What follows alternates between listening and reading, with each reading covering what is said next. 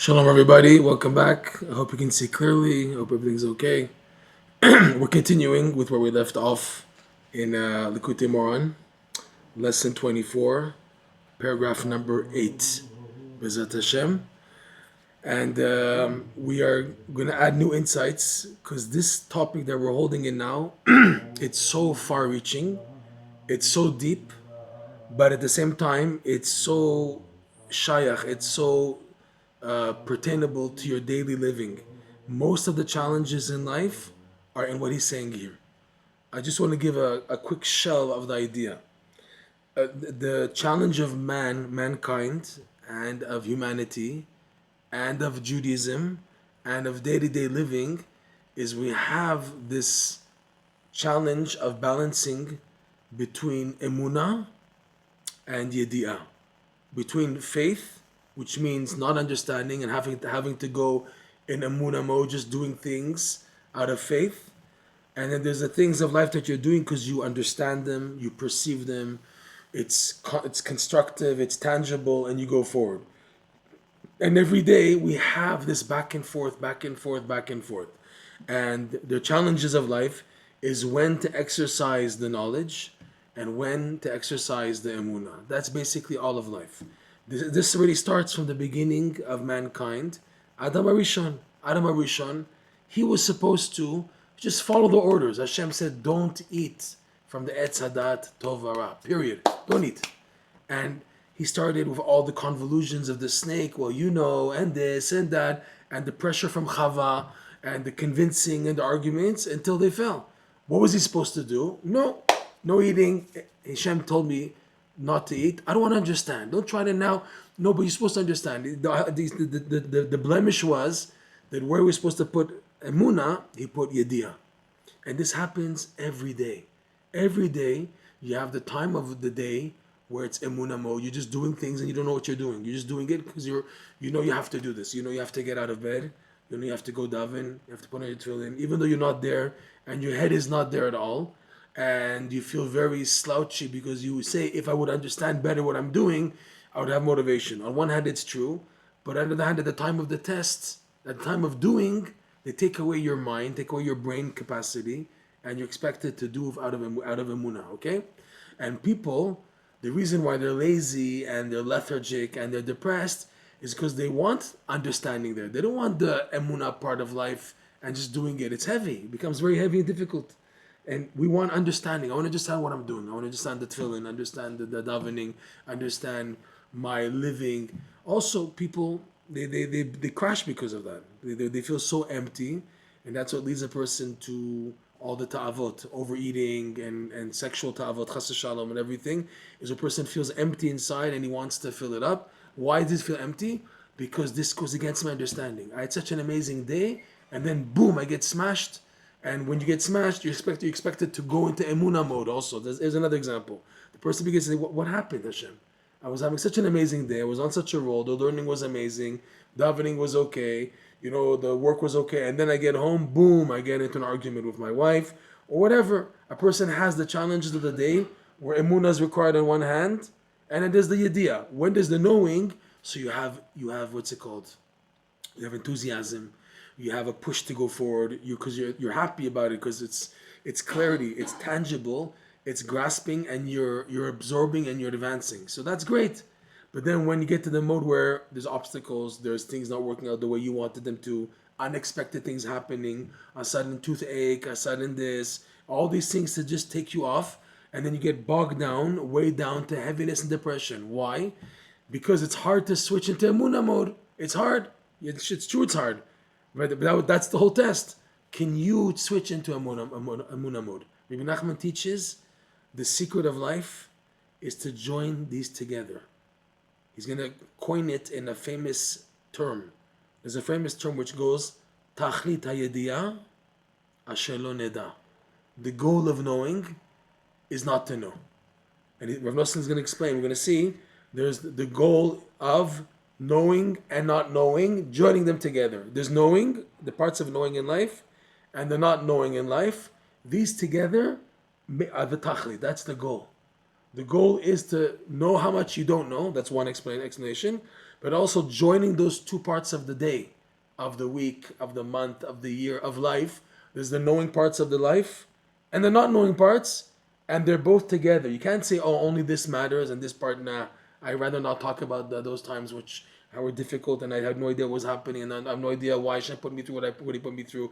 I don't want to go into that. No. You take those and realize that the whole way for you to advance is you have to join these two. This is pretty deep, but he's going to connect this to what we spoke about until now, about the concept of the Keter. The concept of the Keter, which contains beyond it the infinite light. So the person is running to pursue, to perceive and to pursue, to understand, to absorb. He's running forward, doing things, learning more Torah, buying another book, going to another class. Wow, things are just, amazing and encouraging to go forward. And you're going forward, okay? But then the Keter pushes you back. And why? Why does the Keter push you back? In order for you to create vessels for the infinite light, which is really what you're looking to get. You want the infinite light. You want clarity in your life, but you can't grasp it. So how do you grasp it? They push you back. And in the pushback, where you turn on Emuna mode, I go into Emuna believing that this is the goal. What I'm going to gain out of this setback is far greater than anything else in my existence in my life. That's how you get vessels. That's how you create vessels that Hashem fills within it the perception of the infinite light, which is clarity in your life. It comes bedafka from the not connecting. We said many terms. We said redifa me'akev, running forward and then being pushed back. We said this other term called mate velo mate, reaching and not reaching. And now we have now a new term of yediyah and lo neda. Let's take a look inside. All these things are just amazing and they fit in so much in the parshas of the week, Baruch Hashem, of leaving Egypt, where the main exile, Rav Nosson writes this many times in the Likutey Moharan, the main exile of Egypt was the exile of the Da'at. The Da'at was in exile. And coming out of Egypt and getting the Torah Har Sinai is Gilui HaDa'at, is revelation of Da'at. That's the goal. So what was that? What was the whole secret of the Jewish people? To believe. To live with Emuna. That's what it says in next week's parsha. Vaya'aminu b'Hashem uv Moshe Avdo. And the Jews believed in Hashem and Moshe Avdo. That's how they left Egypt. That's how they went to the Red Sea. And like Rashi quotes, that when the Jews left without proper provisions, that's this week's parsha, right? How could you Jews leave without enough food and everything? They said the Jewish people, they said, Ein lanu ela divrei ben Amram. All we have is what the son of Amram, Moshe Rabbeinu, tells us to do. That's what we do. And Hashem praises the Jewish people, but that they did that they went with such faith, right? It's a famous song, Ha ben yakir li Ephraim, im yeled sha'ashuim, ki midei dabri bo, Zachor eskarenu od. Hashem, sorry, that's another pasuk. Sorry. Lechtech acharai bamidbar ko amar Hashem. I'm sorry, got mixed up another verse. We'll connect that later on. Lechtech acharai bamidbar be'eretz lo zerua. Ko amar Hashem, right? Zacharti lach chesed ne'oraich ahavat klulotayich. Lechtech acharai bamidbar be'eretz lo zerua. Hashem says, Ko amar Hashem, I remember the kindness that you did when you were young. When the Jewish people were young, were beginning, which is the beginning of the receiving of the Har Sinai, the beginning of the Torah, the Jewish nation as a commitment, right? Hashem says, Lechtech acharai bamidbar, that you Jews went after me in the desert, be'eretz lo zerua, a land that's not prepared, it's a desert, and you're leaving with nothing. What do you have? Just matzahs for 1 month, and then the manna came to sustain them. But the fact that the Jews jumped in with Emuna, Hashem praises that big time. Because that's the whole thing of leaving Egypt. It's out of Emuna. And from the Emuna, they get to Da'at. And this is this pattern in life. The pattern in life is like this again and again and again. It's this combo of Emuna and knowledge. Emuna and knowledge. Always back and forth, back and forth, back and forth. You want to perceive, you want to understand, and then you get a smack, you get a patch, you get a setback, and it just throws you off. And you feel down, and you feel miserable, and you feel I'm of no value. I'm wasting my life. Everything is just garbage. Chas v'shalom. Person really goes down, and his only hope to hold on is just emunah, because he was holding on something tangible. That wow, I understand, I perceive. But then the smack took away everything from him. Any feeling of understanding, of knowing what's going on, that was taken away totally, purposely. Why purposely? So the person should throw himself totally into Emuna mode. Emuna also believing that this is what's going to bring me to a higher level of understanding. There are such candies, such delicacies waiting for me after this test, Bezat Hashem, that if I just hold on, even though I'm down and low, but I have just a drop, a pintele, a drop of modikim of Emuna, this is what helps me, Bezat Hashem, to get through, okay? This is such a big lesson of life. And Rebbe Nachman comes to tell us in lesson 24, you want to know the key for this? The key for this to happen is simcha, is joy. If you work on simcha, you'll be able to manage the balance. Even though it's crazy, even though it's very extreme, it's going way up, and then it's going way down.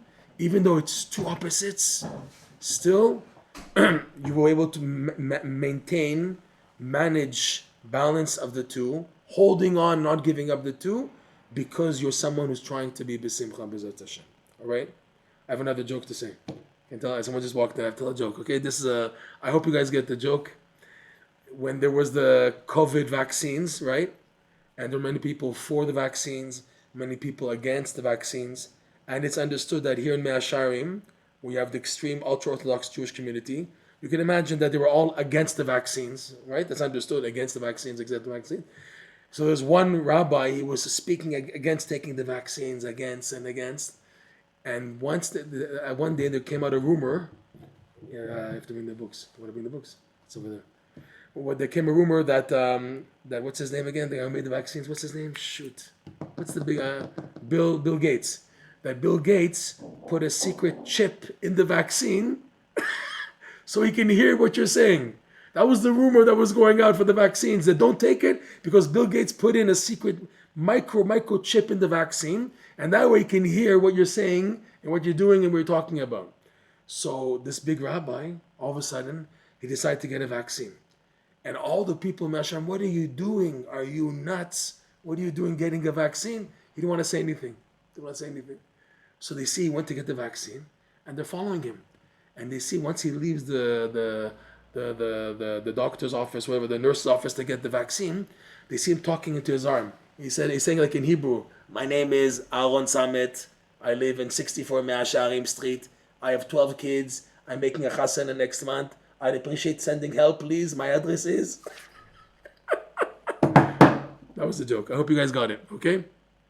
If you got it, please just put a smiley face so I know you understood the joke. Thank you. I just had to tell a joke on this side. So going back, if you invest in simcha, then this balance of knowing the knowing part of life and the not knowing part of life, you're able to do them both. They're very good. Thank you for the smiley face. This is life. Life is knowing and not knowing. Most people are disappointed in life because they just want knowing. They want to know. I want to understand. Again, look how Jewish people are. When it comes to Torah study, people like buying books. They buy tons of svarim. They go to another class. People like knowledge. It's understood. People like knowledge because it fills you up. It's clarity. Knowledge is something that pushes you forward. It's a grasp. People have a hard time with the davening part, the Emuna part, the not seeing part. Okay, that's Rav Russell explains that Rachel and Leah. Rachel corresponds to the Torah, and Leah corresponds to Emuna, prayer. That's why it says. And then the eyes of Leah were always soft because she had watery eyes, and that ruined her eyes. She had like soft eyes because she was always crying. She was always davening. But Rachel is like the Rachel. Rachel is like a sheep. Just that the Gemara says, just like from the sheep, every part of the sheep is useful. The hair, wool, you make clothing. The veins, you can make strings for musical instruments. The meat, the bones, you can make all types of vessels out of the bones. The skin, you can also make musical instruments. And every part of the sheep is useful. So too, every part of the Torah has use. There's the area of the Chumash, the Tanakh, the Mishnah, the Gemara, the Halacha, the Midrash, the Zohar, the Kabbalah, Chassidut. There's so many parts of the Torah, and every part has meaning and value. And that's what people like. People like clarity. I'm so happy with the Art Scroll New Edition of understanding the Midrash and the Gemara and the Parsha of the week now and the Orach Chaim and the Zohar. People love clarity and understanding. That's how That's what gives people meaning in life. It gives people momentum. However, the second part of life, which is the Emuna mode, where you don't know what in the world is flying, like you're walking on the street like in limbo. You're walking, you're going to work, you're driving the kids to school, you go to do this, you go to work. Most people, they're not in work. They're like in a different mode for working. It's not their real selves. They're getting paid to be somebody else, and so they disappear in sleep mode. They're not there, okay? So that's hard for people. It's hard for people to accept the second part, the Emuna part.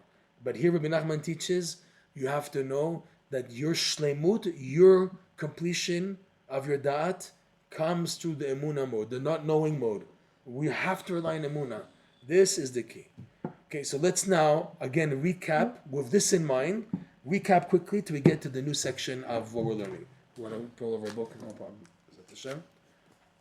So 24, I think I sent everybody you have on WhatsApp if you got the actual text inside. I'm going to read a little bit before that from the beginning of paragraph 8. I'm going to try to go to zoom through it a bit quickly so we can get to the point. So he says like this. And when a person, like we said, he makes and fixes the miyashev mesader, the settling and organizing of the mind, which is the keter. That's what the keter is going to do. It's going to settle the mind by pushing him back. So the person is not running forward. So he has to settle. The mind has to settle because he can't go forward. So it's like in dormant mode so that the keter can organize and settle the mind in the right configuration to prepare vessels for the infinite light. Karaui, properly. And the person's intellect is running to perceive the infinite light. And like we said, the keter is what's refraining and preventing the intellect from advancing. Why? In order to settle the mind. That's why the keter is pushing back and refraining the mind from intellect from going forward. And through these two, the running of the mind to want to go forward, and then the keter pushing back the mind, so then the intellect hits, smashes into into the settling and organizing of the mind, which is the keter. And this creates chambers in the vessels in the person's mind, its root for the infinite light. And even though it seems to be something tangible, that's the thing. It's not known and doesn't make itself known. La yediya, there's no da'at here. There's no da'at here. It doesn't, from both ends. It does, like, you can't grasp it, and it doesn't make itself graspable. It doesn't make itself attainable. So what's the thing here? Only Emuna. Only Emuna that you're creating these vessels. You got pushed back. I don't see anything. I don't see any clarity. That's the whole thing. That's how growth takes place in life. That you accept the setback, believing in Emuna that something's happening even though I don't see anything. Mishnet from both angles. La yediya, la yediya. From my angle that I can't grasp it, I can't figure out what's happening. And also the vessels themselves for the infinite light, they themselves make it that it's impossible to figure them out. Kamuva bazor parshat Noach, like is brought down in one of the deepest sections of the Zohar, Parshat Noach, page 65a. Umigo hai prisa berdifa dai machshava.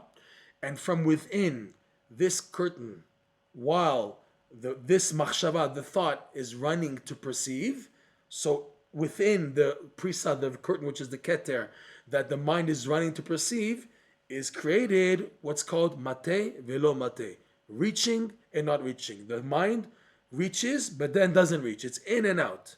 Uprisa, Rebbe Nachman explains, what is this curtain? Uprisa zeha mesader v'me'ashev.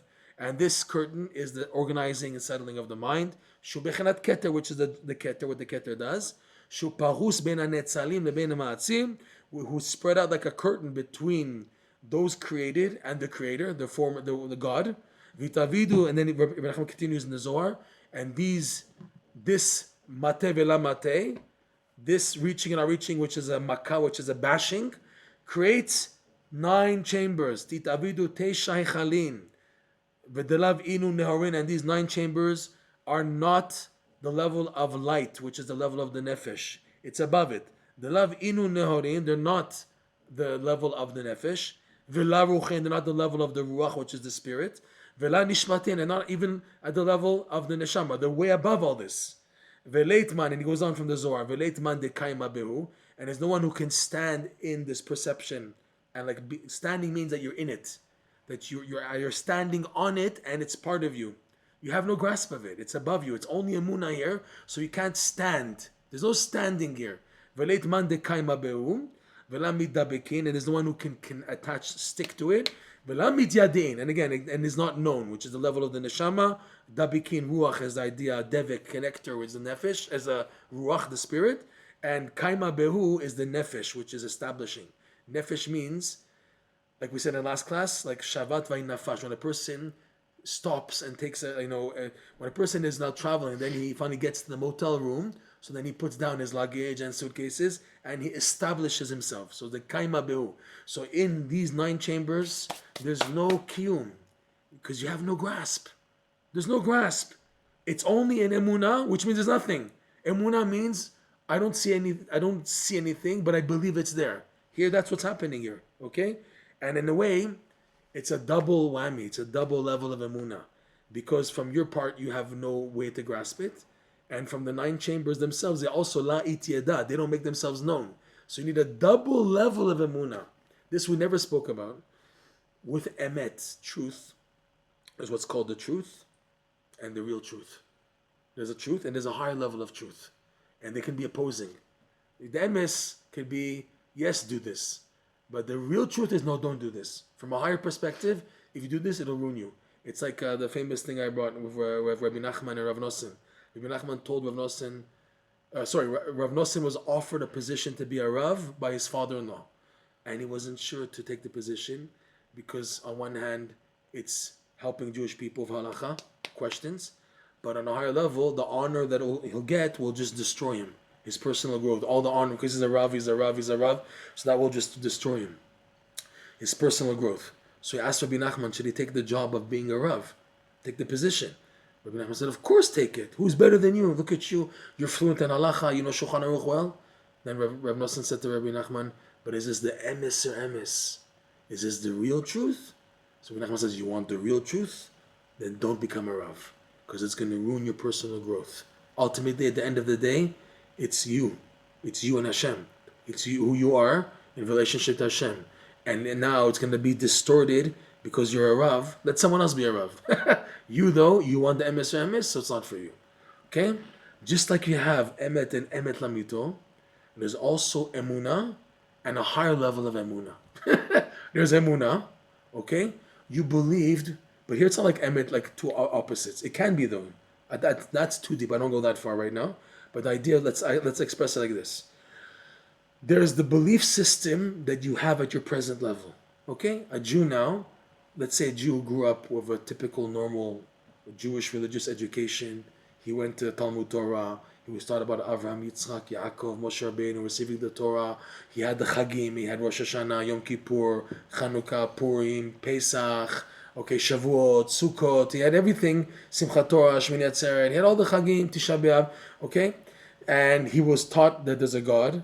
And his belief at that level is based on the information he was given. He doesn't see it, but he believes that is the truth. Okay? Then, 20 years later, he now advances more. He learns more Gemara, he learns Kabbalah, he learns Chassidut, and now things have just expanded. Also in life, his experience in life, and he sees how bigger creation is, how bigger life is. So automatically, the level of Emuna also has gone up. Okay? So there's your personal level of Emuna, and then there's levels of Emuna that are waiting beyond what your present level is. Just like the level of knowledge is going to change, so too your level of Emuna is going to be much more higher. You're going to believe more. That's the greatness. All the commentaries say this. The Baal Shem Tov, the Todot Yaakov Yosef, the Malbim, the Kliyakar, many Svarim they say. And they bring this idea. The more you learn Torah and you're sincere, the more you know how much you don't know. It's this famous term, Megale Tefach, Mechaset Tefachim. You uncover one hand's breadth, one tefach, and then you uncover 2 more that are hidden from you. you discover now there's two more levels that are revealed. Oh, how much I don't know now. I thought I'm revealing. I revealed one level, one tefach, and by revealing now this new level that went forward, mechaset v'chaim, I cover up two more levels. In other words, oh my God, I thought I knew. Now I see how much more I don't know. So you mechaset v'chaim, that's double the amount. The covering up now is doubled. I revealed one measurement and commensurate to that one level. So two levels now are covered up. Now new levels are covered up. I thought I understood this. No way. It's a new level. That's how it is. Always when you go forward in the right direction, the way of Torah, the more you see how much you don't know, how much is hidden. Okay, so here also, by this level of the Ein Sof, the chambers for the Ein Sof, which is basically the Keter, what's beyond the Keter, it's Emuna and the Emuna of the Emuna, because on your part, La Yedia, you don't know, but also La Itiada, it doesn't make itself known, so it pushes you farther. In other words, it's even past two levels. It's way above. I can't grasp it at all. So La Yedia B'La Itiada is an Emuna, and then an Emuna within an Emuna that you require now due to this revelation. So the Keter, this is what Rebbe Nachman said earlier in paragraph 7, Amon Mufla, that even at the level of Keter you need Emuna. Like he said, Amon Mufla, that in the Pele, which is Keter, you need Emuna. You need Emuna for there because, and that's the main Emuna of life, that when you're pushed of a setback in life, and again, the setbacks can be in millions of ways. It could be in learning, it could be in daily events, it could be in a trauma that takes place in your life that really pushes you back and gives you distress. It could be many things. Whenever they're happening and there's a setback, okay, it's forcing you to go into Emuna mode, and the only way to handle it and not break, not crash under the pressure of the setback is if you have the prerequisite of simcha. If now you're someone who's working to be b'simcha, so when you get pushed back, it hurts, it's painful, but you will get back up. You'll continue with Hashem to go forward. As opposed to people who are not working on the simcha, they get these setbacks, they crash all the way. If it's chas v'shalom suicide, if it's falling off Yiddishkeit altogether, they just drop it chas v'shalom. Okay? So now, Rebbe Nachman adds this new statement that I just mentioned. V'da, and know, shezeh tachlit hayediyah. Ki tachlit hayediyah de lo yeda. So he says, and you should know that everything we've said until now, shezeh, this whole concept, what we mentioned now, is the whole goal of knowledge. Okay? The tachlit hayediyah, the goal of knowledge is the lo yeda, is not to know. And that's the trick, because Torah study encourages you to understand. The halacha says, it's a Magen Avraham in Shulchan Aruch, that learning without understanding is not learning. When you learn Torah, there's one thing, or just to read the words. You can say Tehillim like that. You can say in Elul, there's Tikkunei Zohar to say. There's Rebbe Nachman's teachings to read in Elul. There's Mishnayos. Some people say just Gores Mishnayos, to Gores. To Gores, which means to read without understanding, is a mitzvah, but it's not Torah study. Torah study has to be where you're trying to understand. If you try to understand and you didn't understand, so you're rewarded. The problem is when people learn something and they always don't understand what they're learning, so they should take a break and learn something at their level. They shouldn't learn things above their level if now they're learning and they don't understand every time. So close the book, learn something easier. No, but everyone's telling me to learn Gemara. But you see every line of the Gemara, you're breaking your head, you don't understand what's going on. So stop with the Gemara, learn easier things. If it's Chumash, Mishnah, Halacha, whatever. And then once you've accumulated, then you can go back to the harder books, and you understand what's flying. All right? Rebbe Nachman told Rav Nosson to start learning Kabbalah. And Rav Nosson told Rebbe Nachman, what if I don't understand? What if I don't understand? So Rebbe Nachman told Rav Nosson, everywhere you don't understand, put a pencil mark underneath. Okay? And when you finish the book one time, go over the second time. Okay? And as you go over it again, you'll see that you understand better. So Nosson said, as he went over the Etz Chaim again and again, the pencil marks started to diminish. Okay? But it's understood that when he was learning initially the Etz Chaim, he did understand the majority of stuff. Because there's a dialogue Rav Chaim Vital is explaining ideas. He's explaining, and you have to understand what he's saying. There's understanding involved. There could be that he had places, not the majority, maybe half or less than half that he didn't understand, and he put pencil marks, and that's what was diminishing. That's what he was worried about. What if I don't understand? So when I say learn and try, and whatever you don't understand, put a pencil mark. But learn and understand. You'll see as you go over the pencil marks will diminish. But you have to understand what you're going through. Fine. So in learning Torah, we're taught, and it's halacha, and it's obligatory, and it makes sense that you understand, okay? And the goal of everything, the goal of the whole pardes, the goal of the pshat, remez, drush, sod, the goal of everything out there is to know how much you don't know. Why am I learning Torah? I'm learning Torah to realize how much I don't know about Hashem. The lower level is, I'm learning in order to get smicha, to become a rabbi. I'm now graduated. I have now my title. I get my degree that I finished Mishnayos. I finished Gemara. I got my smicha program in Orach Chaim, whatever, okay? That's up to here. But now the big picture, the ultimate picture of why I'm learning Torah and why I'm spending so much time learning is to know how much I don't know. Because like we said, Migale tefach, mechaset tefachim. The more you reveal, the more you open new vistas of rooms they did not know existed. Palaces and antechambers and rooms of the Torah they didn't even know existed. So, oh my God.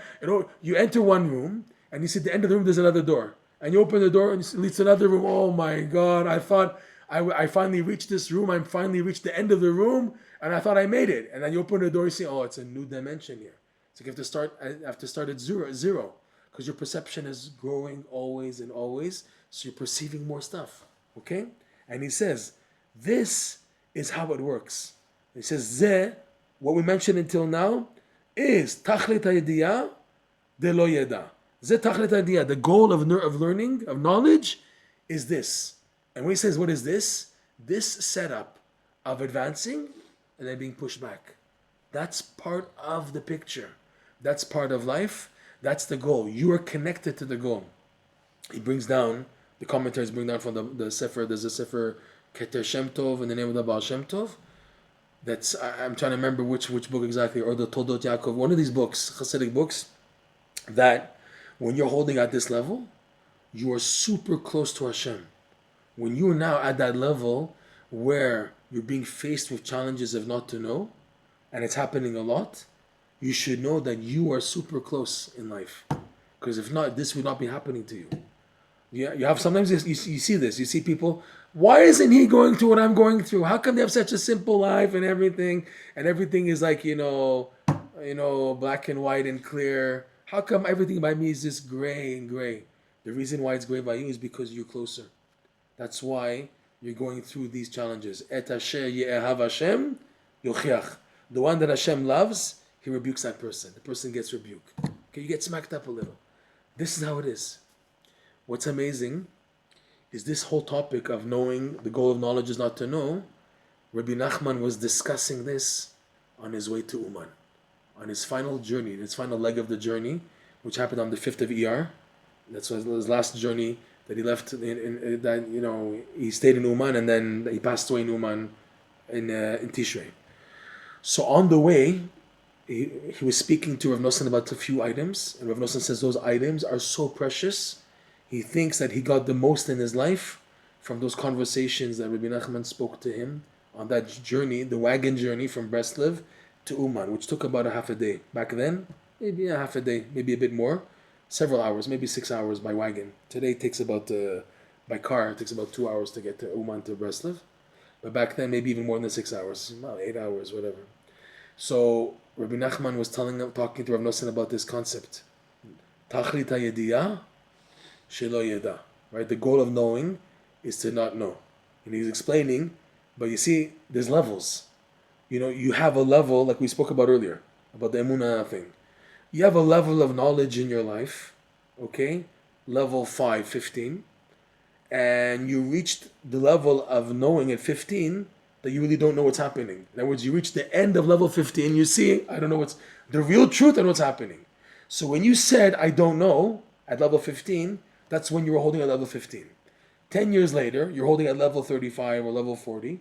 Okay? So you've passed already that level of not knowing. You've now reached, as time went on, you reach now level 35. Okay? So now you have a new level of knowing. And even there's a newer level of not knowing. In other words, Tachlit hayediyah shelo neda, the goal of knowledge is not to know, is at every level. It's not like, okay, the goal of all of life, at the end, it's true, that makes sense. At the very end, I don't know what's happening. That's true. The goal of all my 50, 60, 70, 80, 90, 100 years, what's going to come out of everything is to know that I don't know. Fine. But at every level, at every individual level that you had at age 16, 20, 30, 40, 50, every level also had that I knew, and then I reached the level to see, I have no idea what in the world is flying. So he said it applies at every level. So Rebbe Nachman, he said, when he left Breslov towards Uman, after a few hours, he said, I don't know anything now. I don't know. And then passed a few hours later, and he said, I don't know anything now. So Rav Nosson said, but you just said that earlier. He said, yeah, but in between then and now, I grasped, I advanced, and I reached the new level, and now I perceive that I don't know. I don't know now. So he was reaching a level of knowing and not knowing, and it was taking place at stages, okay? So I have a chidush here. My chidush is that this was taking place on the way to Uman. Uman is called Uman because of the root word is Emuna.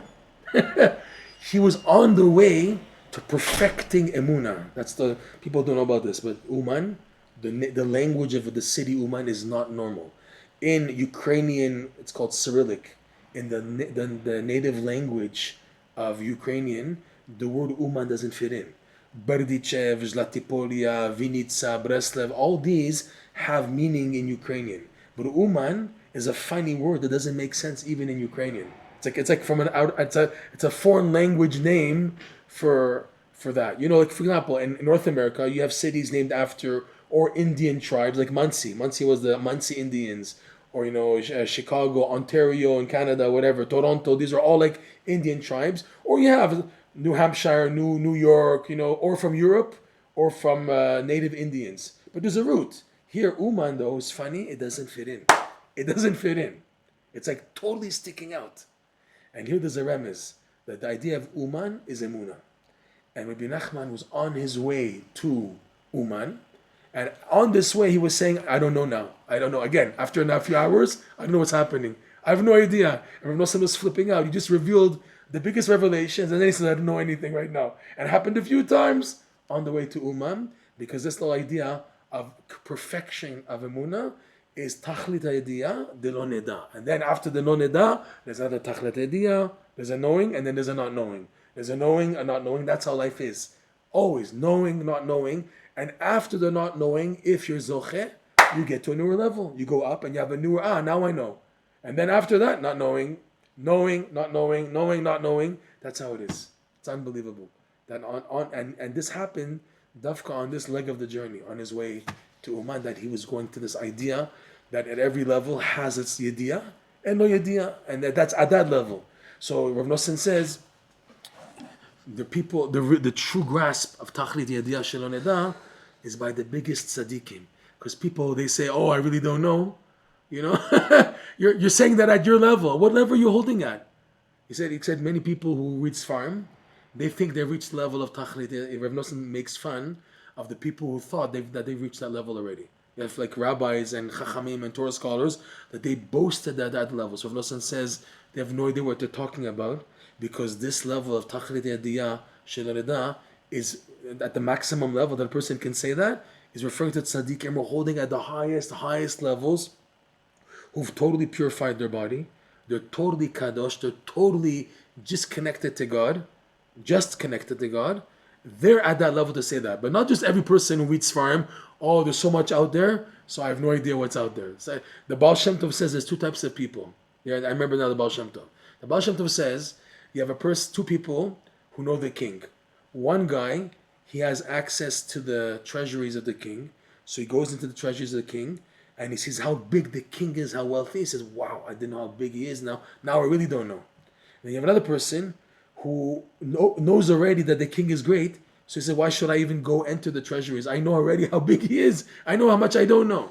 So what's the difference? Someone who goes in and he recognizes how much he doesn't know, and the guy stands from outside and he says, I don't know. So now what's the goal of a Yid? What's the goal of a Jew? The goal of Torah study is go into the treasures of the king, see what's there, and then be amazed how much you don't know the greatness of the king. So yes, learn Torah in order to appreciate the greatness of the king. And don't be the guy who says, if the king, just have Emuna, okay, the king is great, the king is great, and you don't even enter the treasuries of the king to taste them. So don't be like that. Go into the Torah and then express that statement, I don't know. Fine. But going back, Rebbe Nachman says that the people who claim that they have reached this level and they're not holding at the highest level, they shouldn't fool themselves that they reached the ultimate level of Shelon Eda. Because there's endless levels of it. There's endless levels of Tachlit Yediyah Shelon Eda. And like we said, this is the whole pagam of Adam HaRishon. Adam HaRishon was supposed to just keep the word of Hashem and not to eat. And because he ate from the tree of knowledge, because he ate and he relied on his da'at, and he was supposed to have emuna, because the snake said, if you eat from it, you'll also know Torah, you'll be able to create worlds. So because he did this, he caused mita ledorot, he caused death for all the future generations. We're all suffering because of this blemish. To show you how this is the biggest test of life. Test of life is where you're supposed to have emuna. Have emuna. We're supposed to learn. I'll give you an example. Here's a good example. You have a person who has a meeting in like half an hour, and he's learning Torah, and he has to leave half an hour before the meeting. In order to make the meeting on time, he has to leave half an hour before. So he reaches that half an hour before, and he's in the middle of something which is, I can't leave in the middle. I wanna, and he doesn't realize that if he just waits another minute or two, he's gonna miss the appointment. But he gets so overwhelmed because I want to learn this. I want to finish it on the right spot. So he's looking for an intellectual grasp. And what happens is, afterwards, the repercussion, he missed the appointment. Everybody got upset, and it threw him off totally. And then he lost the next day. He lost totally. He didn't want to wake up for learning in the first place. You have this happen. This is a good example. It happens, though. That a person, because he overdid it, because we're supposed to stop and put emuna, but instead, intellect, I want more, but no, now is the time for Emuna, and I have to close the book and go. No da'at, no knowledge. Yeah, but I'm in the middle of something, and I just want to finish.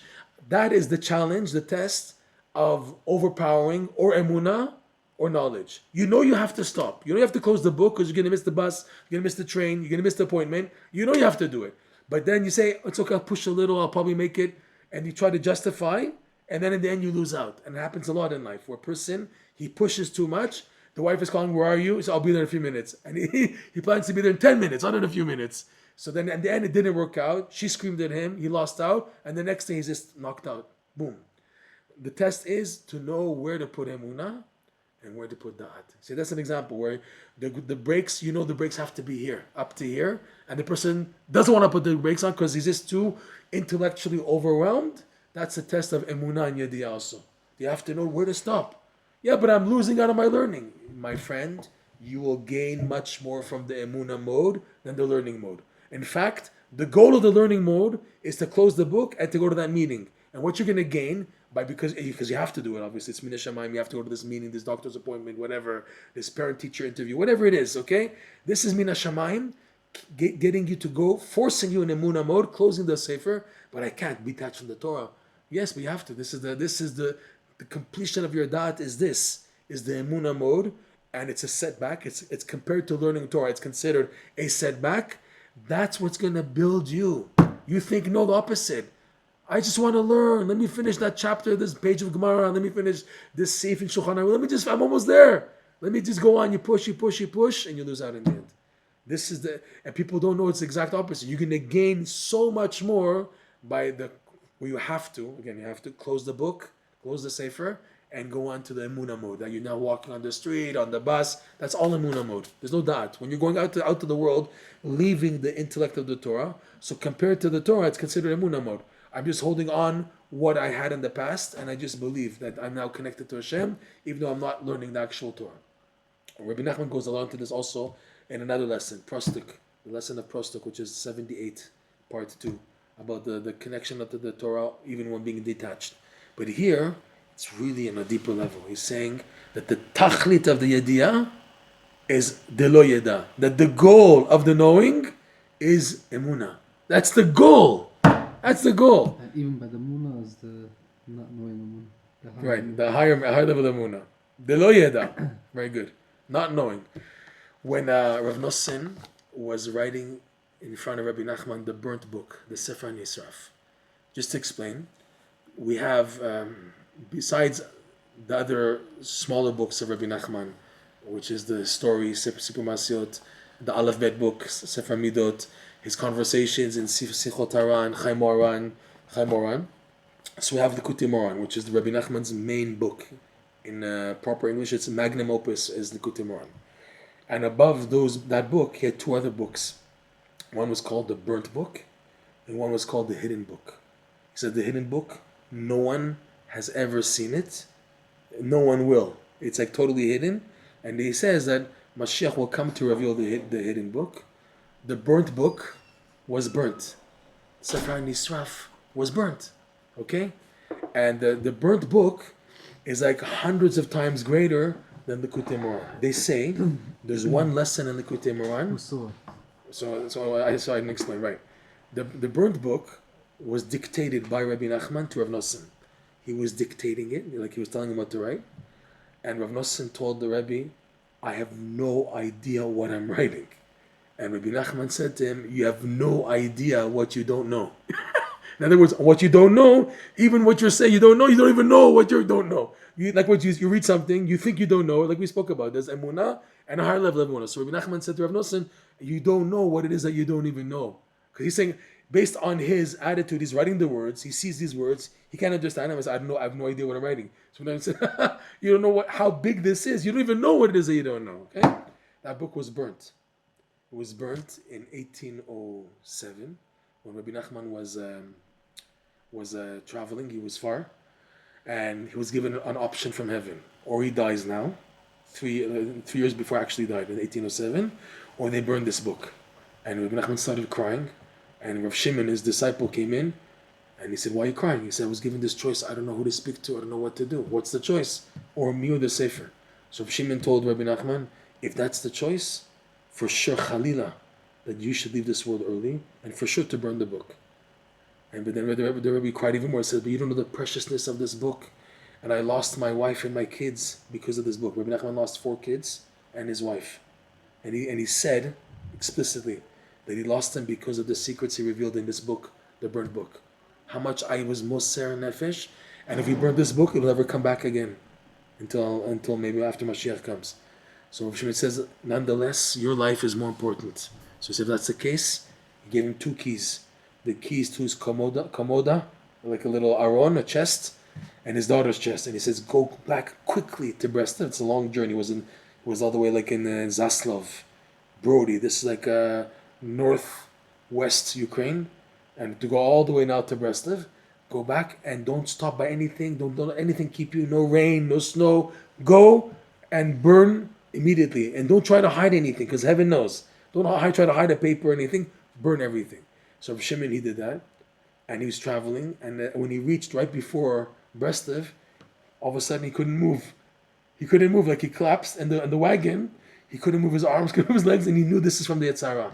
Like they stopped in Breslov, for the night, for the wagons, whatever. And he couldn't move. So he knew that this is Yetzirah attacking. So he said, put me in the wagon like this. I don't care. I have to get to Breslov to follow the orders. And he got there. And Rav Nosson was there. Rav Nosson was, I'm mixing up. Rav Nosson was the passing. They burnt more writings when Rebbe Nachman passed away. That's later on. But here, Rav Shimon did it. He burnt it, everything. But in regards to this, you don't know what it is that you don't know. The Sefer and Nisraf. 2 things we know from this book, the burnt book, is Rav Nosson writes that he spoke about the greatness of Hachnasat Orchim, of taking in guests, right?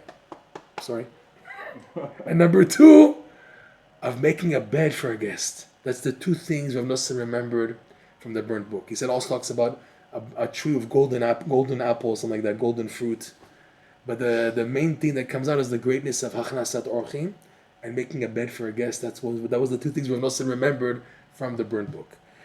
I was saying earlier that even though this book is missing, is burnt, they say there's one lesson in the Likutey Moharan which is taken from the burnt book. And when you see this lesson, you see it's a different ball game than any other Torah in the Likutey Moharan. It's part 2. I think it's lesson 82 or 83 in part 2. Pei Gimel or Pei Bet. Do you see how Rebbe Nachman writes this lesson? That he's jumping from concept to concept like 20 levels in one shot. It's like, he explains point A and then from point A to point B. Here, point A is like 1, and then point B is like 50. And in between, you have to try to grasp what in the world he's saying. Rav Chaim Kramer told me that when he translated and worked on the notes on this lesson 82, 83, which one I read on is, he said he felt like a child in a core atom, an atom bomb. What's it called? The atom. The atom bomb core atom. When do you say core atom? Where they have the place for the atom bomb. What do you call that in English? Come on, I know in Hebrew. Core atom. The place where they have the atom bomb resting. They keep it there still that shouldn't blow up. It's like held under a temperature. So he felt like a child running in the atom bomb factory and pressing any buttons he wants. That's how powerful he felt the energy when working on this lesson, because it's from a different ball game. It's from the burnt book, and you can see when you learn it, it's like, wow, it takes you to a different planet. But the bottom line is, everything that Rebbe Nachman spoke about, the keter and the bounce back, is the idea of yediyah, and the goal of the yediyah is lo yeda, to know, and the goal of knowledge is to not know, which is the idea of emuna, and that's the goal. He says, tachlit idea, you should know, the goal of your knowing is not to know. We should be zocher b'ezat Hashem. Okay, to be continued. Shkoyach for coming. Thank you everybody for joining. Thank you. So you give us once a week over here?